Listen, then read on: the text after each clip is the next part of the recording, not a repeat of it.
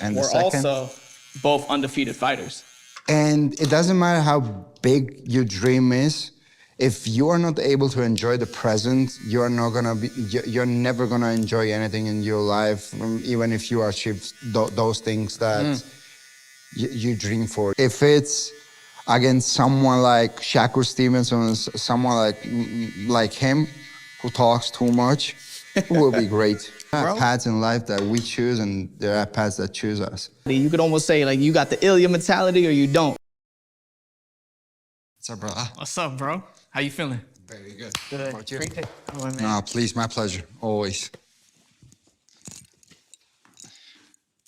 Someone told me that you are the Ilya Topuria of haircuts. That's just what I hear. Yeah? You know, I don't make that up. This is, word on the street, man. Let's see. The result is gonna define you. Man, how was your day? What'd you do today? I just trained this morning, finally. I finished the week. It's good. It has been a long week. What time do you wake up and train? Usually, I used to wake up at 8, 9, something like that. I have my breakfast, then I go to the first training session. All right, every time somebody sits in my chair, I always ask them the same first question. You ready? Okay, let's go. What is your name and what do you do? My name is Ilya Topuria, and I'm a professional athlete. There you go. Specifically, I'm a mixed martial arts fighter. You used to watch the UFC or not? Or not Of course, yeah. Love UFC. Fan? Yeah? We actually got a couple things in common. We got 2 things in common. Okay. One, I was born in Germany also. No way. Yeah, I was born in Germany. My dad was in the army. I was born in Heidelberg. Okay. And I lived in Mannheim and Baumholder. Wow. And the we're second? also both undefeated fighters. Undefeated fighter. No, I fought amateur boxing. Amateur boxing, okay. Amateur boxing. What's your record? 1-0. 1-0. I'm undefeated. Yeah, that's cool. I'm undefeated, man. I like it. If you had to look at your mom and your dad, and you had to think what made Ilya, what did you take from mom and what did you take from dad? Oh, that's actually a great question. What I took from my mom and what I took from my dad. My mom, I would say that she's very brave person, a lot of courage. And she's also very social. And from my dad, I don't know, he's also very brave, very patient. I was born in Germany. Then when I turned to 7, we moved to Georgia. I lived there till I turned to 15. And then finally, we moved to Spain. Mm-hmm. So I had to live without my parents for a couple of years since I was 7 till 15, because they decided to go to Europe. And it's just you and your brother? Me, my brother, and my 2 sisters. I also have 2 sisters. Oh, that's what's up. I got 2 brothers and I got 1 sister. Yeah? Yeah, older brother, younger brother, and older sister. So you told me that your mom is from Russia, right? Yeah, my mom's Russian and my dad's Puerto Rican, but... Puerto Rican. He didn't teach me Spanish. No? And my mom didn't teach me Russian. No? No. So you only speak in English? Nope, yeah, they just left me with English. Oh. But you grow up here in the States? Grew up in Germany for about like 8 years. Okay. Went to Texas for a little bit. And then I'm originally, like what I say is home is North Carolina. I'm from a small town called Fayetteville, North Carolina. Okay. And my dad had got stationed there from the Army when I was about 12 years old. And yeah, that's where I spent most of my life at. So that's kind of where I was raised. That's what I call home. And yeah, so North Carolina. Have you been to North Carolina? Never. All right, well, I got to take you. To go? Yeah? I'll take you. I would love it. It's actually the best state in America, if you ask me. That's just, that's what they say. It's hard to beat Florida, to You be like honest. Miami? I love it. What do you like about Miami? I don't know, the weather, the energy, the people. Bro, I'm not a Miami fan. It's very similar to the place from where I come from, in Spain. The city is called Alicante. We have also like nice weather, beach. You said it's called Alicante? Alicante. All right, if I go to Alicante, what's something I have to do if I'm there? Oh. Like if I go and I got only one day, what do I have to see in that day? You have to see the place, the gym where I started the training. It's called Clima Club. You have to go and visit that place. When's the last time that you went to the gym? To that gym? Yeah. Oh, I went there 2 years ago, something like that. What does it feel like when you go back to see it? It brings me a lot of memories. A lot of memories. That was the first time when I fell in love with the sport. Yeah, I'm curious because was your dad a combat sport fan? Is that what he liked? No, he just participated in a couple of tournaments in freestyle wrestling in Georgia, but he never was a professional athlete or something like that. But he liked it. He loved it. Yeah, he loved it. And actually, when I was 15 years old, I had no idea about the sport. I didn't know anything about jiu-jitsu and the mixed martial arts, the UFC and all that. And actually, it was my dad who started to convince me and my brother to just start with the sport. Yeah. So I remember I was a little bit like, I don't know if I'm gonna like it. I don't know if at some point I felt it was a waste of time to just go and try it. Was there another dream that you had? Was there something else that you loved? So me and my brother, we were doing the Greco-Roman wrestling in Georgia, and our dream always was to become our Olympic champions. So when we moved to Spain, we wanted to keep with the same discipline. But in Spain, they don't have a lot of culture of the sport. So completely by chance, we find this gym called Clima Club. And they told us that they were doing their like jiu-jitsu, boxing, like the mixed martial arts. And I was like, I'm talking about 10 years ago in Spain, no one knew anything about the sport. Like it was kind of weird to being practicing that. It was kind of savage. What is Greco wrestling? Because I'm not familiar. What is that compared to like regular wrestling?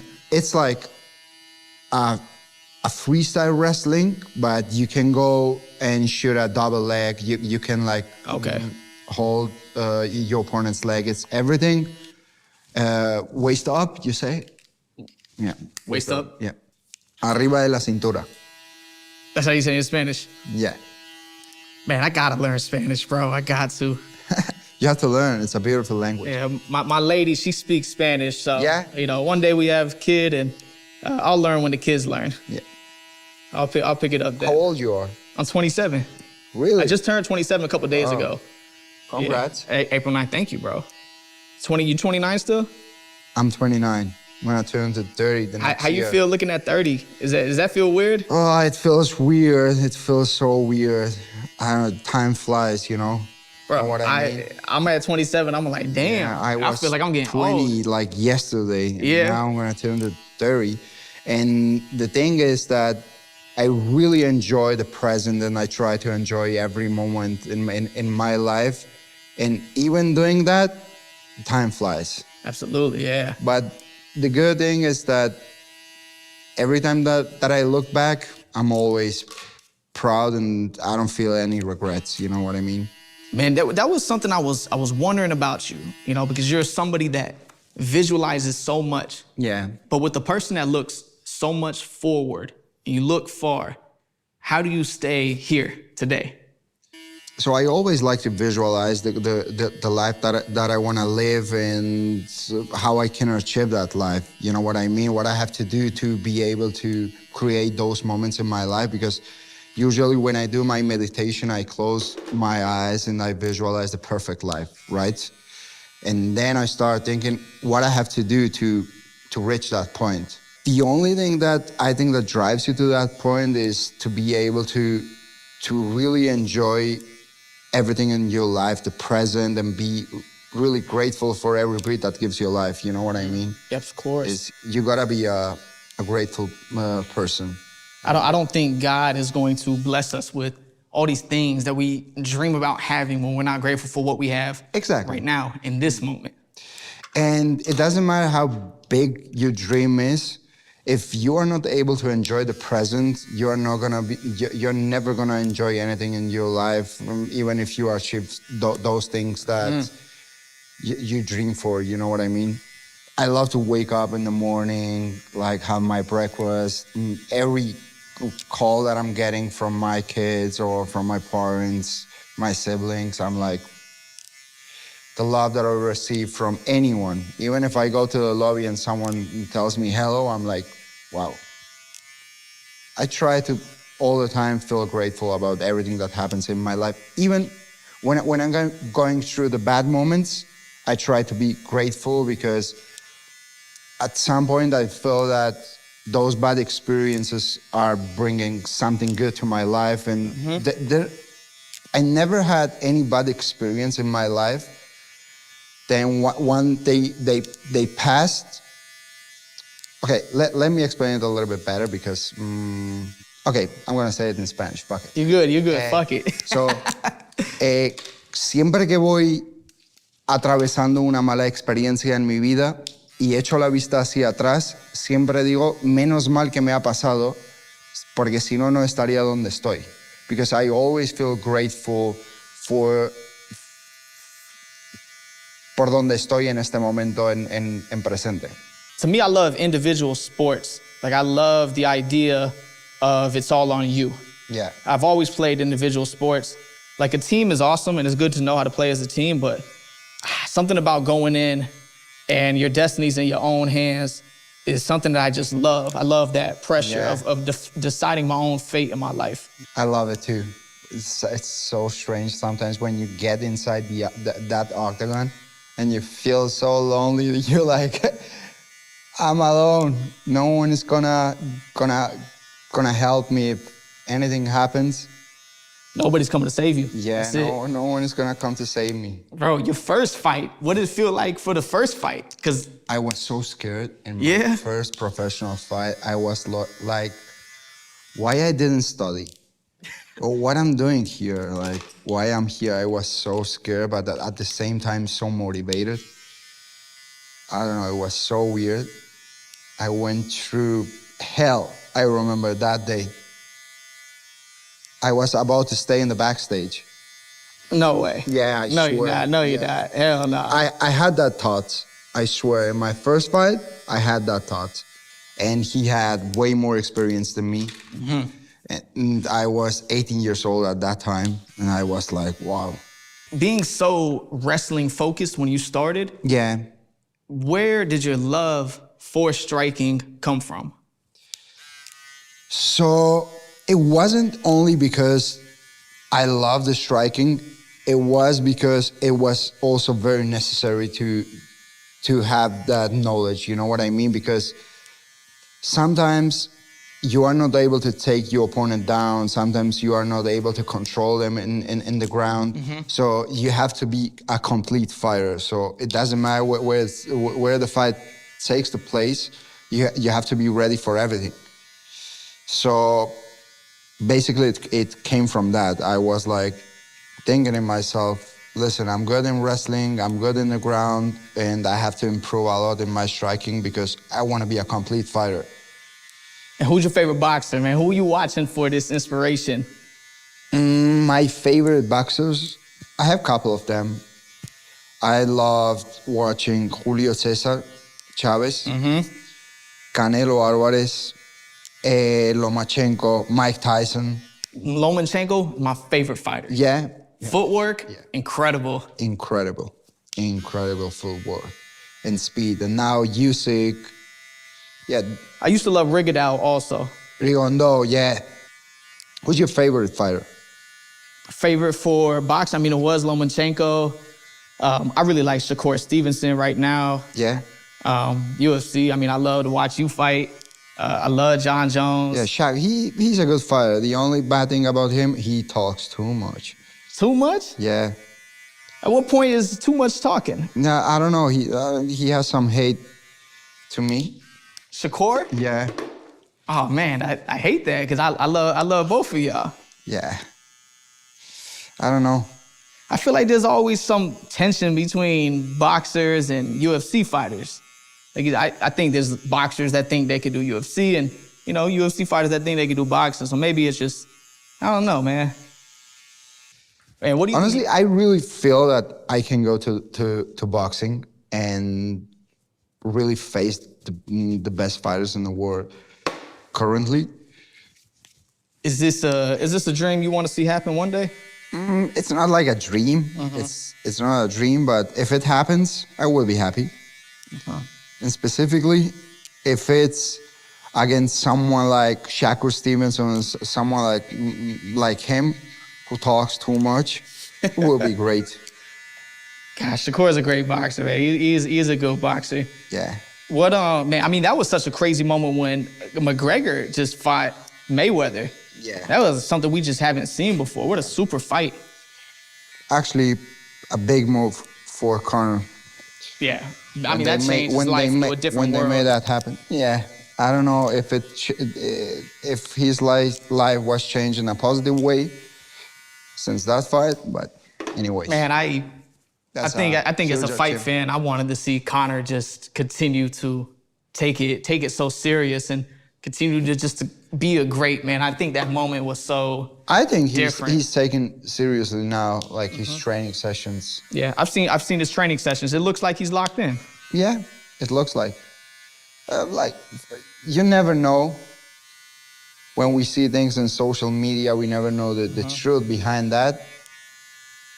Because he could be training in the morning and partying at night, but he seems to be locked in. We'll hope for that. We'll hope he's locked in.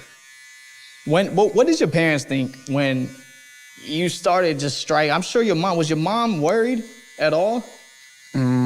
For sure she's worried. For sure she is. But I don't know. They are used to it at the same time. They watched us competing our entire life. They are used to it.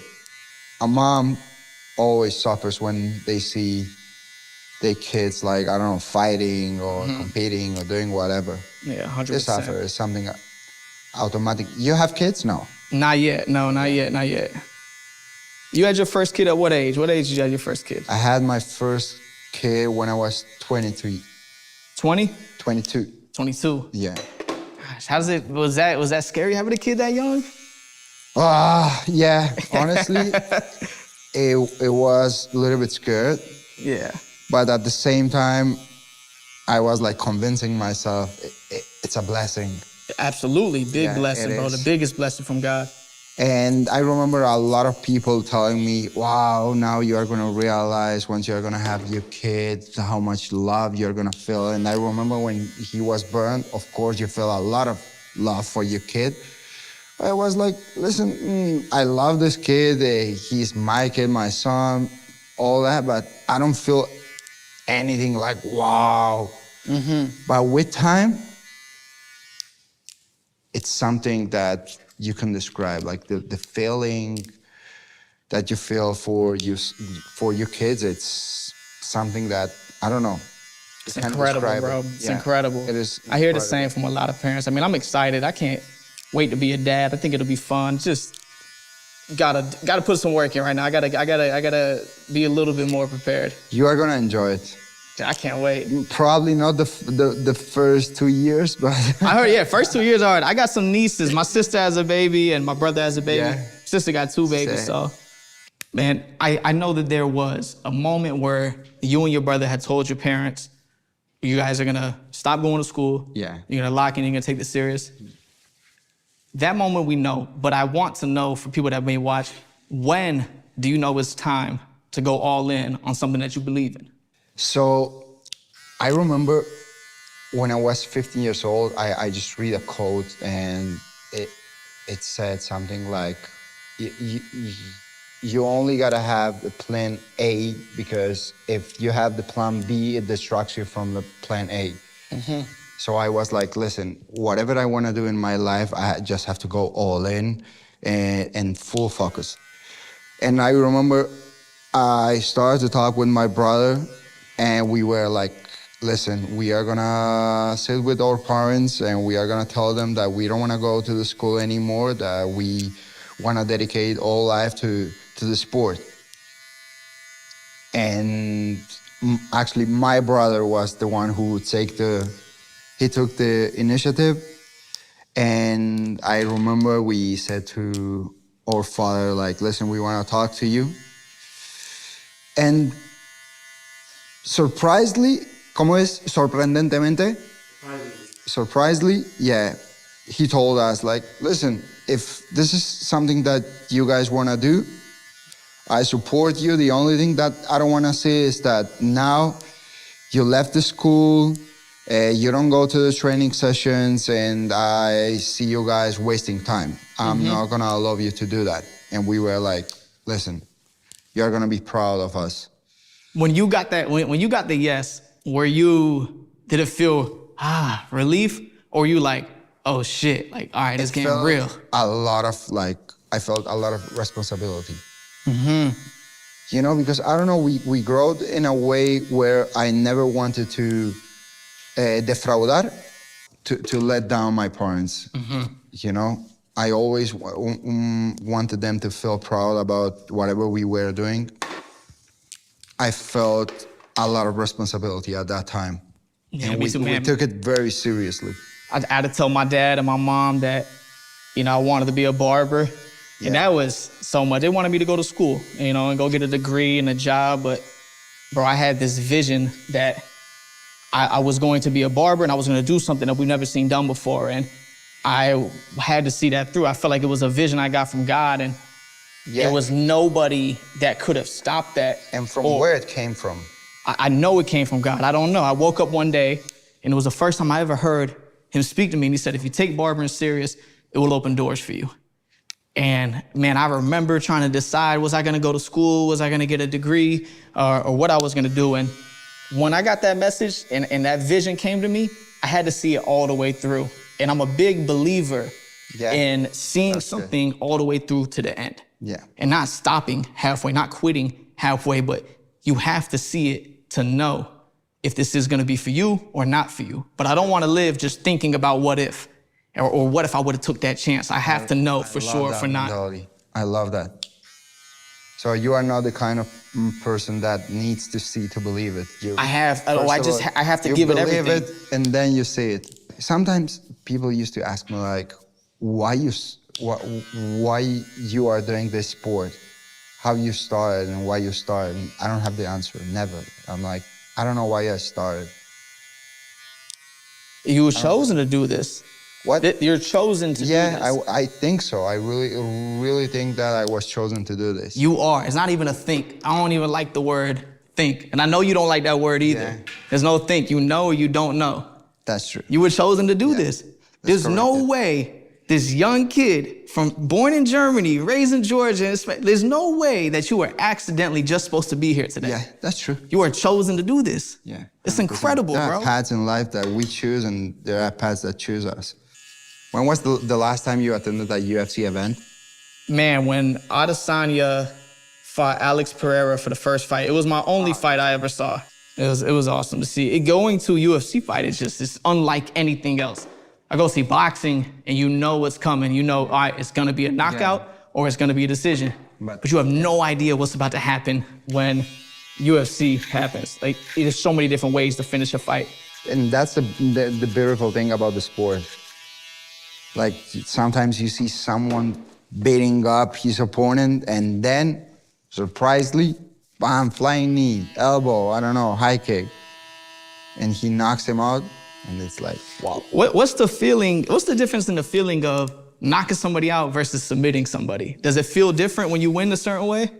Yeah, it feels completely different.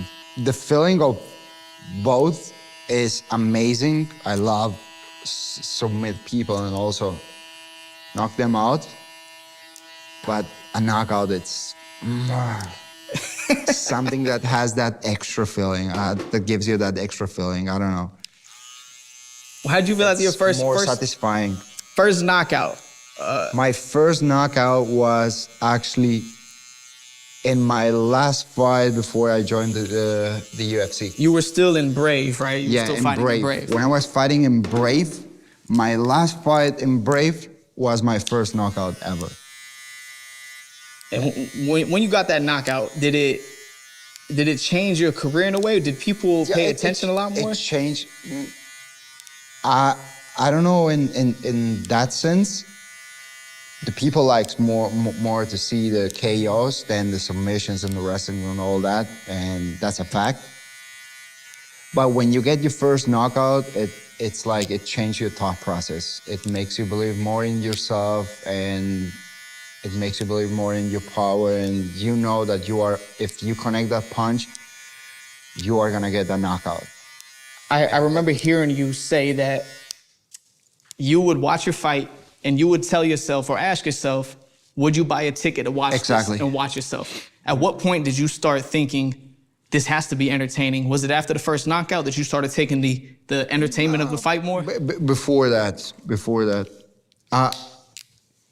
I think that when I first started fighting the UFC, I really realized what it was about. That it wasn't only about winning fights. You had to win, but you had to win in fashion. You had to win in a way that the people remember you. That everyone that goes, it's happy to watch you fight, that they watch something great. Like, if we go to a concert or we go to an event, we want to watch something that it's not gonna feel like we waste our time. You can't play with people's time, with people's money. And I don't know, I always think like that. Even now when I go always to MMA events, I'm like, since the first moment I see someone doing his walkouts, stepping inside the octagon and all that, I'm always thinking like, what has to happen to make it like entertaining? What someone has to do in his walkout, when he steps inside the octagon, when they are announcing him, to just be entertaining, you know? Because sometimes you see people walking out and no one cares and everyone is watching in his phones, and there are different athletes that they make their walkouts and everyone is very like focused on their walkout, because everything matters. The music matters, how you walk out, it matters, like the energy you bring in the arena matters. Like since the first moment that you appear in the screen, It's on. you have to be entertaining. The show's on, and you have to be proud that if once the fight is passed and everything is passed, and you watch la repetición, The replay? the replay, you have to be proud about everything that you did since the first moment that you appear in the screen. It's not easy because you have, I don't know, so many mixed feelings during that moment that it's a little bit difficult to maintain your thoughts on those kind of things. But this is what makes the difference. Yeah, as you're gonna be good or you're gonna be great. Exactly. You know, great ones are gonna know how to put on a show. And what kind of legacy do you really want to leave? How do you want people to feel when they watch you fight? Well, what's the legacy for you? Like when you step out? sports-wise, if we talk like specifically about the sport, I want them to remember me as someone very entertaining, that there's always a moment where I can finish my opponent, I can submit him, like something's gonna happen all the time, you know? If we are talking about like a legacy As a and person. the mindset and the person and all that, yeah, that's a different conversation. Yeah, I think people are gonna study you for a long time. And not just because of how you fight, but the way that you think is just so inspiring. And Thank you. it's a mentality. You could almost say like you got the Ilya mentality or you don't.